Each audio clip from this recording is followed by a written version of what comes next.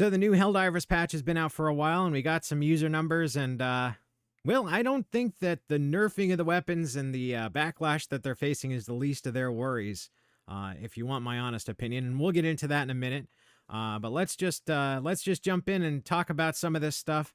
I think the bigger picture is much bigger than just backlash against weapons getting nerfed. I think it's more to do with live service games in general, and I'm going to get into that in a moment.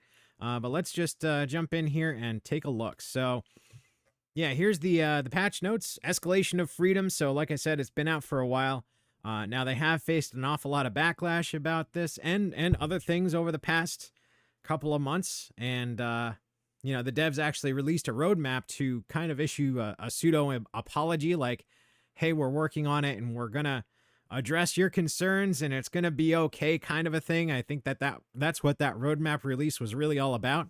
But like I said, even if you accept that as a good thing and you're still invested in Helldivers, I think there's a more fundamental issue with Helldivers and with other live service games that's going to cause them problems in the relatively near future. So let's just take a look at the user counts and take a look at what that patch did. So you can see that just before the patch, you're looking at 28 to 35,000, 38,000 simultaneous users. The patch effectively jumped them up to 62,000 simultaneous at a peak, and then it started to drop right back off and settle back down. So it wasn't a huge jump. However, I don't think it was too bad. I mean, you know, the last jump was 91,000. This one is 62,000. It's decent in terms of garnering interest, but overall, I mean, it is settling back down to the numbers that it was at before the patch. So I think that that's going to be their floor, that 25 to 30,000 simultaneous users.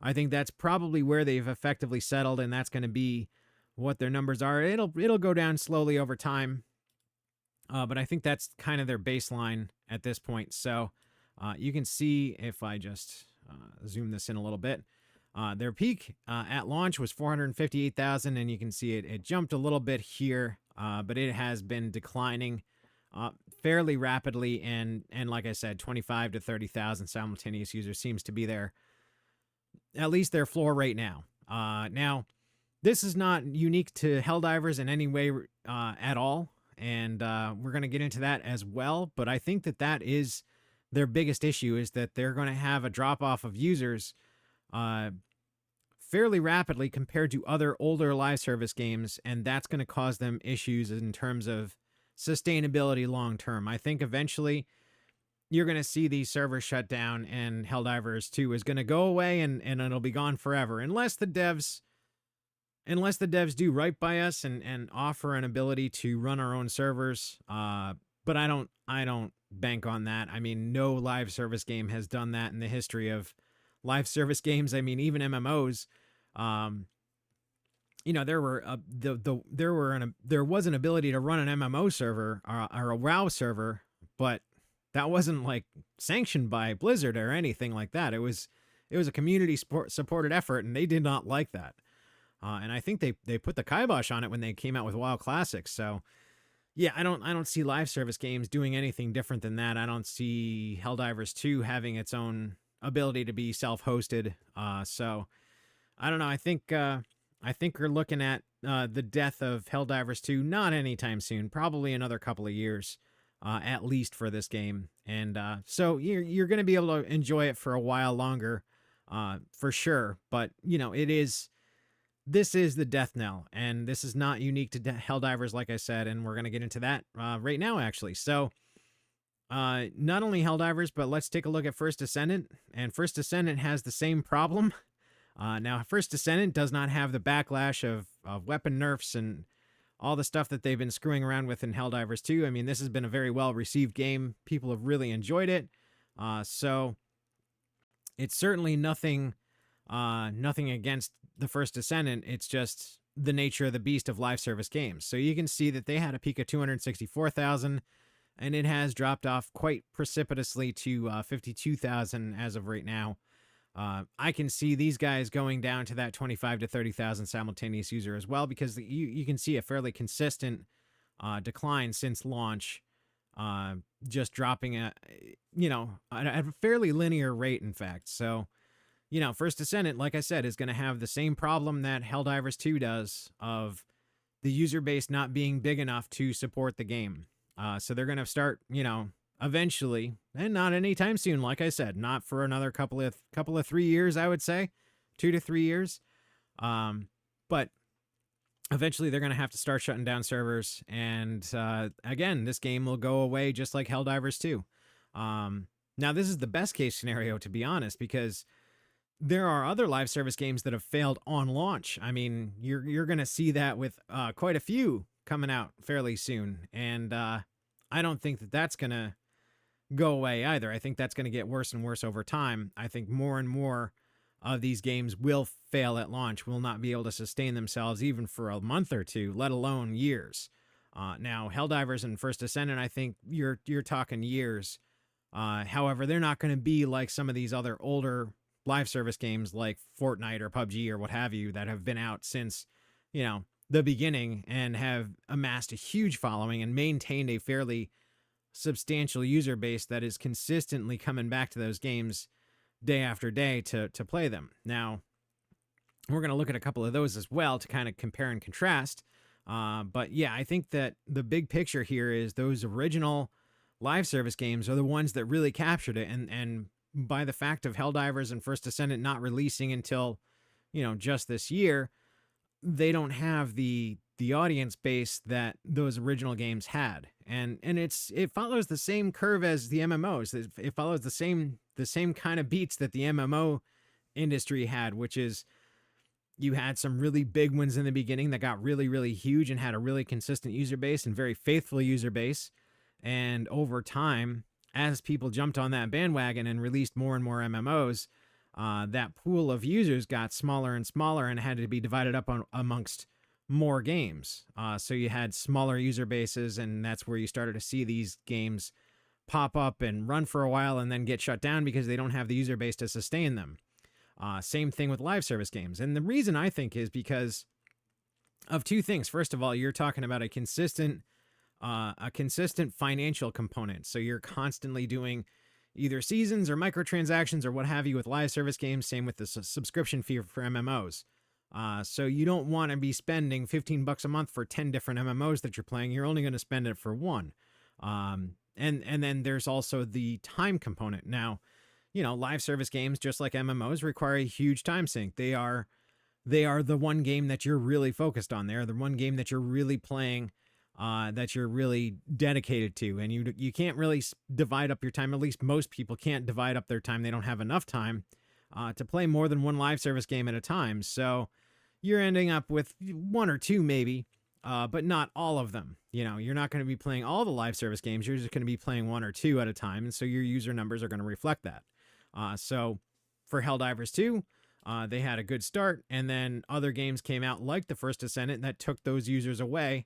Now, a lot of people were blaming that on the fact that Helldivers was nerfing a lot of stuff and messing with the balance of things. But it's also, at least a part of that is just by the nature of the beast, where the newest thing is out and people jump over to it to try it out. And a lot of people stay there, and some people do go back. So that's where that 25 to 30,000 users come from, is the people that said, well, I like Helldivers more than First Descendant, so we're going to go back to Helldivers and play that. But yeah, some of them left and some of them stayed. And so your numbers are always going down. They're never going up, at least not trending up. So that is the double-edged sword of live service games, in my opinion. Now, you can see, like with Apex Legends, they had a huge peak of 624,000. They have dropped off, but this user base has been fairly consistent across the board, and this is over many years. This thing came out in 2020, and it has been consistent across the board and been growing for years, whereas the First Descendant and Helldivers, they hit a peak and then they dropped off. So they actually behave more like a single-player experience than a live service game. And same with PUBG. PUBG has been fairly consistent across the board. It did have a peak in the beginning, but then it dropped off. But now it's bigger than ever, and presumably just like just like Fortnite. I mean, it's going to be the same curve for Fortnite. Now we don't get the numbers on Fortnite, but you can kind of assume that they're both about the same in terms of this relationship. You can see the consistency. It's 500,000, 300,000 to 350,000, 500,000 simultaneous users. So that's an order of magnitude more than First Descendant or Helldivers, and that's consistent user bases. That's a consistent user base that is dedicated to PUBG. That is a consistent user base that's dedicated to to Apex Legends as well. So these users are not going to be jumping over to First Descendant or Helldivers or the next thing that comes out. And just like the dedicated user base on Helldivers is not going to be jumping over to the next thing, and the dedicated user base on First Descendant is not going to be jumping over to the next thing. So that's nearly 100,000, 75,000 to 100,000 players that when the new thing comes out, they're not going to jump over to it, and they're going to stay with the games they got. And that's the nature of the beast. That was the nature with MMOs. That's going to be the nature with this. So, like I said, my prediction is there's not going to be a live service game to come out that does numbers like Apex, that does numbers like PUBG, possibly ever again. The only exception that I could say, and I'm very skeptical on even saying this, is GTA 6. I think that GTA 6 will probably follow a similar curve to Helldivers and First Descendant, not so much Apex and PUBG. And the reason why I say that skeptically is, GTA obviously with GTA Online was a massive success. I mean, they are the monster 800-pound gorilla in the room at this point. However, GTA 6 is not GTA 5. And although I think they're going to try and move their user base over, I don't know how well that's going to happen, how well that's going to go. And like I said, the other difference here is GTA 6, it is single player focused, or at least it should be. I mean, I don't know, because GTA 5 was really the big switch over into GTA Online. So we don't know how single player it's really going to be compared to that GTA Online component. Where they put their resources in development as far as, what direction they headed in, but it will have a single player component. It will have that single player standalone experience. So there is that going for it as well. So it's kind of a wild card in this respect, but my prediction is GTA 6 will not do as good as GTA 5. It's not going to be the live service game that ends all live service games by any stretch of the imagination. And I think bigger picture in the industry, I think the other live service games that are coming out in the next few years, none of them are going to do very well. I think you're going to see them doing worse than Helldivers, worse than First Descendant. I think the vast majority of them will do considerably worse, and a huge component of those will fail on launch. Within the first month, you're going to see an awful lot of them shut down their servers and kind of fold up shop. I expect that from Marathon, to be perfectly honest. I don't think Marathon is going to do any kind of numbers whatsoever. I think that's going to be a failure. And, we've seen other ones. What's the Ubisoft one? The Assassin's Creed inspired, the Black Flag ship combat style game. I don't even remember the title. It's out. Nobody really talked about it. Nobody really is playing it. But there's another failure. That's another huge title, supposedly quadruple A, that just crashed and burned on launch because nobody's talking about it, nobody's playing it, at least as far as I know.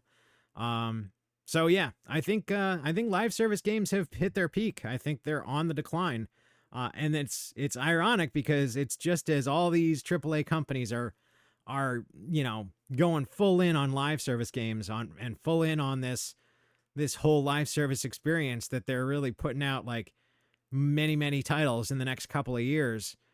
So it's not only is it losing interest, not only are you losing your player base, or a potential player base, but the competition is going to go dramatically higher. I mean, there's going to be a lot more games out there trying to capture that attention and capture that market.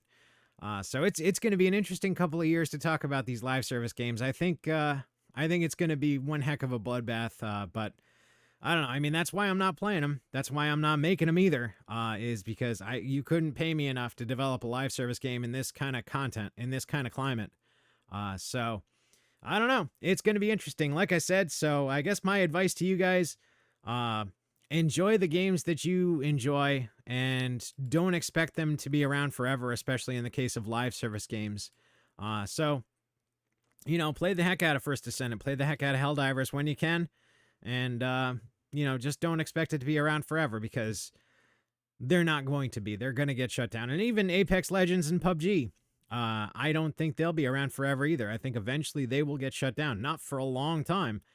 Even Helldivers and First Descendant, I would say you're going to get at least a couple of years out of both of those titles, if not considerably longer. But yeah, don't expect them to be around forever. Anyway, hope you guys enjoyed the video. It's kind of a different one. It's kind of a combination of news and talking big picture about the industry. So if you like those kind of videos, give it a like, and I will talk to you guys later.